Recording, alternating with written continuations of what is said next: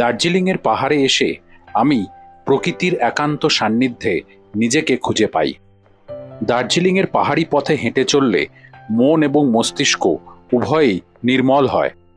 দার্জিলিংয়ের স্নিগ্ধ বাতাসে বাঁচার এক নতুন অর্থ খুঁজে পাই। এগুলো আমার কথা নয়, রবীন্দ্রনাথ ঠাকুর, বঙ্কিমচন্দ্র চট্টোপাধ্যায়, সত্যজিৎ রায়ের মতো কিংবদন্তি মানুষের দার্জিলিং সম্পর্কে বিভিন্ন সময় করা কিছু উক্তি। তবে একটা কথা অনস্বীকার্য, দার্জিলিং বাঙালির কাছে নিছক একটা শৈল শহর বা পর্যটন কেন্দ্র নয়। দার্জিলিং হলো বাঙালির এক আবেগের জায়গা। দার্জিলিংয়ের প্রাকৃতিক সৌন্দর্য এক এক ঋতুতে এক এক রকম। বিগত 12ই জুলাই একটা উইকেন্ডে কলকাতা থেকে আমরা একদিনের জন্য গিয়েছিলাম দার্জিলিং। বর্ষাকালে বৃষ্টিস্নাত দার্জিলিংয়ের প্রাকৃতিক সৌন্দর্যকে দু চোখ ভরে উপভোগ করার জন্য। আর তাই নিয়েই আজকের গল্প। চলুন শুরু করা যাক। আর আজকের গল্প শুরু হচ্ছে শিয়ালদা স্টেশন থেকে।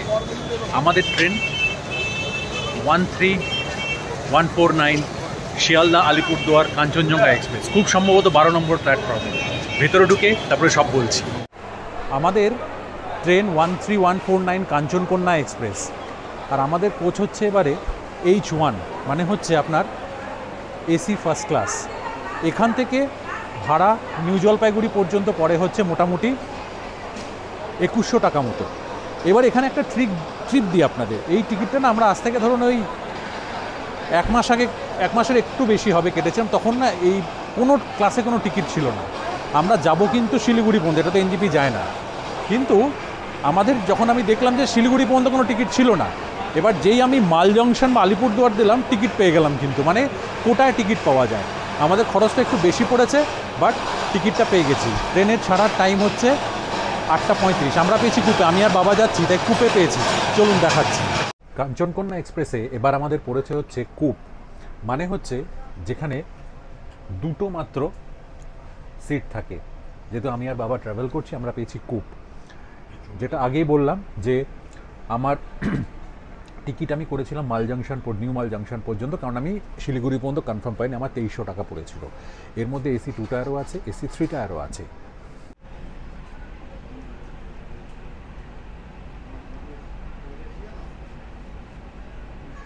দুটো উপরে একটা বেড, নিচে একটা বেড। একটা জিনিস দেখবেন, বেডের লেন্থ কিন্তু অনেক বেশি। আপাতত এখানে একটা লিনেনের মধ্যে আপাতত একটাই মাত্র কম্বল দিয়েছে, আর দুটো বালিশ দিয়েছে। দুটো কম্বল, দুটো বালিশ দিয়েছে, হয়তো বাকি লিনেন্স দিয়ে দেবে। তাছাড়া থাকবে হচ্ছে আপনাদের একটা টেবিল, এখানে থাকবে একটা ডাস্টবিন, এগুলো তো আমাদের নিজেদের। আর এখানে আছে হচ্ছে একটা আয়না, আর চার্জিং পয়েন্টস অ্যান্ড এভরিথিং আছে।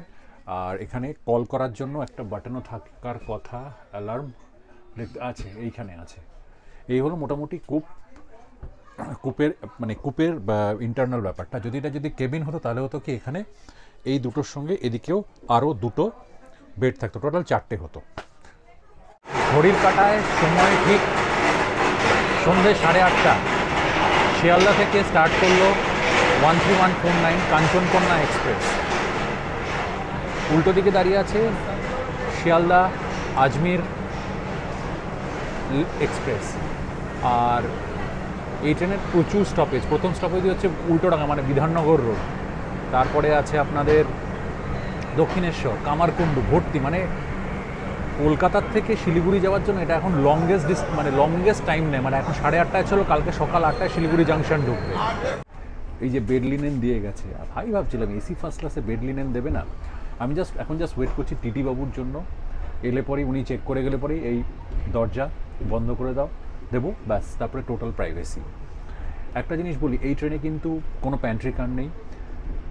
ওই ফুড অন ট্র্যাক আপনারা অর্ডার করতে পারেন শুধুমাত্র বর্ধমান থেকে, মানে শিলিগুড়ি পর্যন্ত। তার মাঝখানে কিন্তু আর কিচ্ছু পাবেন না। সুতরাং খাবার ক্যারি করাটা কিন্তু খুব জরুরি। আমি খাবার ক্যারি করেছি, যদিও কিছু ভেন্ডারকে দেখলাম এক্ষুনি এসেছিলো খাবার করতে, বাট আমি জানি না হাইজিন ফ্যাক্টর কি, আমি বাড়ি থেকে খাবার নিয়ে এসেছি।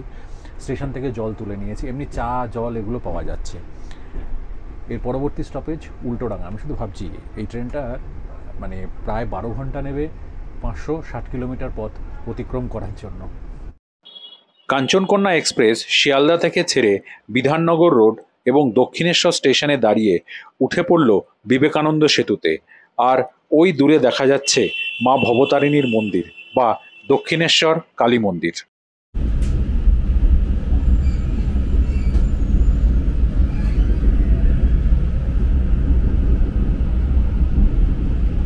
মর্নিং, এখন সকাল 7:10।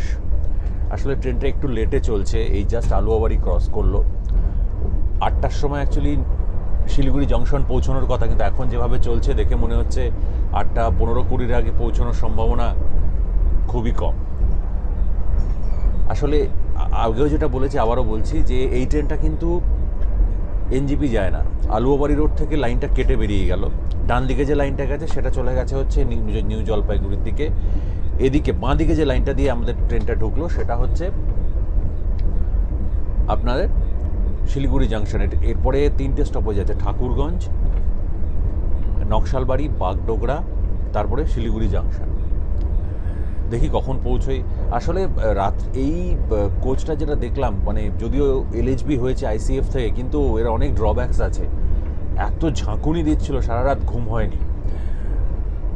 তবে ঠিক আছে, কারণ আমরা লাস্ট মিনিটে টিকিট কেটেছি, তাও টিকিট পেয়েছি, এটাই অনেক বড় ব্যাপার।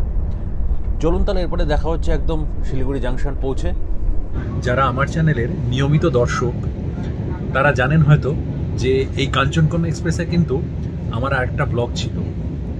দর্শকদের কাছে প্রশ্ন থাকলো কিসের ব্লগ ছিল, ওখানেও আরেক জায়গাতে গেছিলাম, তবে সেবার কিন্তু দার্জিলিং যাই, সেবার গেছিলাম অন্য আরেক জায়গাতে। কি সেটা জানা থাকলে কমেন্ট করুন।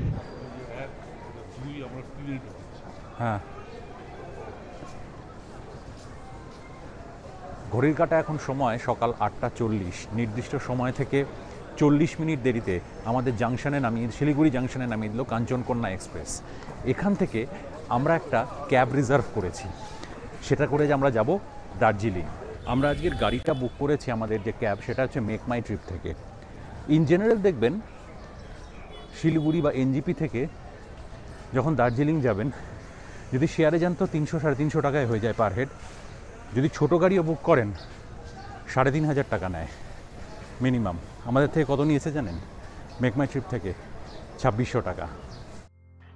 মেক মাই ট্রিপের সাজেশনটা আমি এই জন্যই দিলাম, কারণ আমি প্রায়শই দেখে থাকি উত্তরবঙ্গে পর্যটকরা ড্রাইভারদের দ্বারা প্রতারিত হয়ে থাকেন এবং ড্রাইভাররা প্রায়শই অত্যন্ত বেশি দর হেঁকে বসেন। আমি এটা বলছি না যে মেক মাই ট্রিপ থেকে আপনি সবসময় কম্পিটিটিভ রেট পাবেন, এখানেও রেটটা ডিমান্ডের ওপরে আপ এবং ডাউন করে। আমরা অফ সিজনে গিয়েছিলাম, সেই জন্যই রেটটা মার্কেট ভ্যালু থেকে অনেকটাই কম পেয়েছিলাম। শিলিগুড়ি জাংশন থেকে মোটামুটি 8:50 আমরা বেরিয়েছিলাম। এখন ক্রস করছি শুকনা পেরিয়ে, আমরা যাব পাংখাবাড়ি রোডে। আসলে রোহিণীর রাস্তাটা বন্ধ আছে ল্যান্ডস্লাইডের কারণে। বর্ষাকালে পাহাড়ে আসার বিশেষ কিছু অসুবিধাও আছে, যেমন one of the main problem হচ্ছে বিশেষ করে সেবকের দিকে যদি যান, যেমন সেবকের দিকে রাস্তা পুরো বন্ধ, কালিম্পং এখন যাওয়াই যাচ্ছে না, তিস্তা পুরো রাস্তা ভাসিয়ে দিয়েছে। তবে যে জিনিসটা না এলে মিস করবেন সেটা হচ্ছে গ্রিন নেচার, চারিদিকে সবুজ প্রকৃতি একদম। এটা পাহাড়ের অফ সিজন, তবুও এখানে যথেষ্ট পরিমাণে কিন্তু ট্যুরিস্ট আছে। আমরা মাঝখানে এক জায়গাতে দাঁড়াবো জাস্ট ব্রেকফাস্ট করার জন্য, কারণ ব্রেকফাস্ট তো করা হয়নি। আর যারা এই দার্জিলিংয়ের দিকে আসবেন এই অফ সিজনের দিকে বা যে কোনো সময়, তারা কিন্তু এই মেক মাই ট্রিপের অপশানটা একবার কিন্তু ট্রাই করতে পারেন। দেখুন প্রায় অলমোস্ট 1000 রুপিসের মতো কম হয়ে গেল কিন্তু, কারণ আমার আইডিয়া ছিল এরকমই হয়। এবার ডিরেক্টলি আপনি করতে গেলে পরে তখন হয় কি উল্টাপাল্টা রেট চার্জ করতে থাকে, আর কিছুই না। যাওয়ার পথে জাস্ট পাংখাবাড়ি দিয়ে একটু উঠে এক জায়গাতে দাঁড়ালাম ব্রেকফাস্ট করার জন্য। পাহাড়ে উঠে ব্রেকফাস্ট মানে হচ্ছে এখানকার স্পেশালিটি হচ্ছে মোমোই এখন একটু ট্রাই করে দেখি কীরকম। পাহাড়ে এলে মোমো কিন্তু টেস্ট করতে ভুলবেন না, অসাধারণ। 8 পিস চিকেন মোমো, এক প্লেটে 8 পিস থাকে, নেয় হচ্ছে 80 রুপিস। তার সঙ্গে এই হলো মকাইবাড়ি চা, out of the world test, সত্যি কথা বলছি। 40 টাকা করে পার কাপ। ব্রেকফাস্ট পুরো জমে ক্ষীর হলো। ব্রেকফাস্ট অসাধারণ, মানে মোমো দিয়ে এবং মকাইবাড়ি চা দিয়ে এখান থেকে এখনও ঘন্টা 3 তো লাগবে, বাকিটা তো ট্রাফিক জ্যামের উপর ডিপেন্ড করছে। চলুন স্টার্ট করা যাক।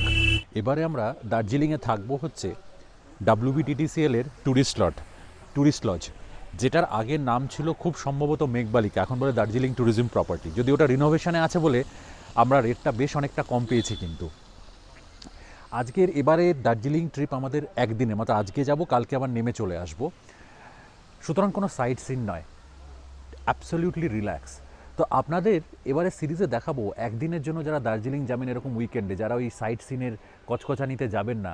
কারণ দেখুন, দার্জিলিংয়ে বাঙালি বলতে আমরা মেজরিটি অফ বাঙালি দার্জিলিংয়ে বহুবার এসেছি, সুতরাং আমাদের কাছে নতুন কিছু নয়। রিল্যাক্স করার জন্য একদিনের মধ্যে কোনো স্ট্রেস না নিয়ে কোথায় কোথায় আপনারা ঘুরে দেখতে পারেন বা কী কী এনজয় করতে পারেন, সেই ডিটেলসটাই আপনাদের সঙ্গে শেয়ার করব এই মানে এবারে দার্জিলিং সিরিজে। শিলিগুড়ি থেকে কিন্তু আমরা মাত্র আধ ঘন্টা মতো উপরে এসেছি। দেখুন গ্রিন, দেখুন চারদিকে, যেদিকে তাকাবেন পুরো গ্রিন গ্রিন। যেটা আমি বলছিলাম, বর্ষাকালে পাহাড়ে আসার, পাহাড়ের এটা কিন্তু একটা সম্পূর্ণ অন্যরকম বিউটি, যেটা কিন্তু আপনি বর্ষাকাল ছাড়া অন্য কোথাও পাবেন না। এই পাংখাবাড়ি রোডের একটাই প্রবলেম, পাংখাবাড়ি রোডের টার্নিংগুলো প্রচণ্ড শার্প হয়। আদারওয়াইজ পাংখাবাড়ি রোড কিন্তু এখান থেকে দার্জিলিং যাওয়ার শর্টেস্ট রুট। সময় এখন মোটামুটি 10:30। আমরা স্টার্ট করেছিলাম অ্যারাউন্ড 9টা। সো কার্শিয়াং ঢুকছে এখন Pankhabari road, it's the shortest route. এখান থেকে আরও আনাদার 30-35 কিলোমিটার। মানে ওয়েদার বাইরের, মানে পরিবেশটা হচ্ছে একদম দেখবার মতো, আর কিচ্ছু না। কার্শিয়াংয়ে দাঁড়াবো না, কার্শিয়াংয়ের সামনেই আছে রৌদ্রছায়া ট্যুরিজম প্রপার্টি। প্রথমবার যারা দার্জিলিংয়ের ভিডিও দেখেছেন সেখানে কিন্তু দেখতে পাবেন ওখানে আছে কার্শিয়াং ট্যুরিজম প্রপার্টি। এখন সোজা এখান থেকে বেরিয়ে যাব দার্জিলিংয়ের দিকে। আমরা যে সময় দার্জিলিং গিয়েছিলাম তখন DHR মানে দার্জিলিং হিমালয়ান রেলওয়ে দার্জিলিং থেকে কার্শিয়াং পর্যন্ত চলাচল করছিল, আর চলছিল জয় রাইড। গয়াবাড়ি স্টেশনে ধসের জন্য নিউ জলপাইগুড়ি থেকে দার্জিলিং পর্যন্ত পূর্ণ পরিষেবা তখন বন্ধ হয়ে গিয়েছিল। তবে যে সময় আপনারা ভিডিও দেখছেন তখন কিন্তু এই পরিষেবা আবার চালু হয়ে গিয়েছে। এখন বাজে সকাল 11:30। আমরা পার করছি সোনাদা। এখান থেকেই অ্যারাউন্ড 20 কিলোমিটার মতো, আর ওই 45 মিনিটস মতো হয়তো সময় লাগবে। খুব মানে জনপদ, এখানকার খুব ইম্পর্টেন্ট জনপদ সোনাদা। এখানে একটা স্টেশনও আছে টয় ট্রেনের। চলুন আগে যাওয়া যাক। ঘড়ির কাটার সময় এখন 11:50। আমরা এসে পৌঁছলাম জোরবাংলো। এই জোরবাংলো দিয়ে ডান দিকে একটা রাস্তা ঢুকে গেছে, এই সামনে সিগন্যাল দিয়ে। এই ডান দিকের রাস্তা দিয়ে রাস্তাটা সোজা চলে যায় হচ্ছে, এখান দিয়ে আপনারা সাইট সিন কোনগুলো পাবেন বলতো, খুব ফেমাস দার্জিলিং অফবিট, তাকদা, তিনচুলে, দাওয়াই পানি, লামাহাট্টা। রাস্তাটা সোজা গিয়ে মিলেছে তিস্তা বাজার। কিন্তু এখন তিস্তার যা ভয়ঙ্কর অবস্থা, এই রাস্তাটা লিটারেলি বন্ধ। মানে আপনি যদি দাওয়াই পানি বা তিনচুলে তাকদা পর্যন্ত যান, ব্যাক করে আপনাকে এই রাস্তা দিয়ে আবার ফিরে আসতে হবে। মানে আপনি ওই সেবকের ওদিকে নামতেই পারবেন না। এখান থেকে আর 8-10 কিলোমিটার হবে দার্জিলিং। জোরবাংলো থেকে কিছুটা এগিয়েই আমরা এসে পৌঁছলাম ঘুম রেলওয়ে স্টেশন। এই সেই স্টেশন যা একসময় ছিল পৃথিবীর সর্বোচ্চ রেলওয়ে স্টেশন। স্টেশন সংলগ্ন রয়েছে ঘুম রেলওয়ে মিউজিয়াম এবং ঘুম মনেস্ট্রি। এই জাস্ট ক্রস করলাম ঘুম রেলওয়ে স্টেশন। একটার সময় যেটা ছিল পৃথিবীর সর্বোচ্চ রেলওয়ে স্টেশন, এখন এটা দ্বিতীয় বা তৃতীয়তে চলে এসেছে। এখান থেকে আর 7 কিলোমিটার। কিন্তু দার্জিলিং শহর যত এগিয়ে আসছে, জ্যাম সেই মাত্রায় বেড়ে যাচ্ছে। দেখি কতক্ষণে পৌঁছে। আদারওয়াইজ আমরা দেখুন 9টায় মোটামুটি স্টার্ট করেছিলাম, 9টার ধরুন 10 মিনিট আগে। ঘন্টা 3-এর মধ্যে কিন্তু প্রায় দার্জিলিং কাছাকাছি পৌঁছে গেছে। জ্যামটা একটু কম আজকে আছে, মনে হয় অফ সিজনের জন্য। দার্জিলিংয়ে যারা শিলিগুড়ি থেকে শেয়ার গাড়িতে আসবেন তাদের শেয়ার গাড়ি এই পার্কিং লটেই ছেড়ে দেবে। এর আগে আপনাদের হয় পায়ে হেঁটে হোটেলে পৌঁছতে হবে, অথবা এখানকার কোনো লোকাল গাড়ি রিজার্ভ করে নিতে হবে, অবশ্যই সেটা অতিরিক্ত মূল্য দিয়ে। আর এই পার্কিং লট থেকে একটুখানি এগিয়ে এলেই আপনারা পেয়ে যাবেন সেই বিখ্যাত দার্জিলিং রেলওয়ে স্টেশন। পৌঁছে গেলাম দার্জিলিং ট্যুরিস্ট লজ। আমাদের একদিনের ঠিকানা এই দার্জিলিং ট্যুরিস্ট লজ। আজকে দার্জিলিং টুরিস্ট লজের ভিডিও এবং একদিনে আমরা কীভাবে রিল্যাক্স করে দার্জিলিংয়ে কাটালাম সেই ভিডিও আসবে পরবর্তী পর্বগুলোতে। এই ভিডিওটা এখানেই শেষ করছি। ভিডিওটা কেমন লাগলো জানাবেন। যদি ভালো লাগে অবশ্যই একটা লাইক দেবেন। চ্যানেলে নতুন হলে সাবস্ক্রাইব করতে ভুলবেন না। আর আমার রিয়েল টাইম ট্রাভেল আপডেট এবং ট্রাভেল স্টোরির জন্য আমাকে আমার ইনস্টাগ্রাম এবং ফেসবুক অবশ্যই ফলো করবেন। লিঙ্ক ডেসক্রিপশনে থাকলো।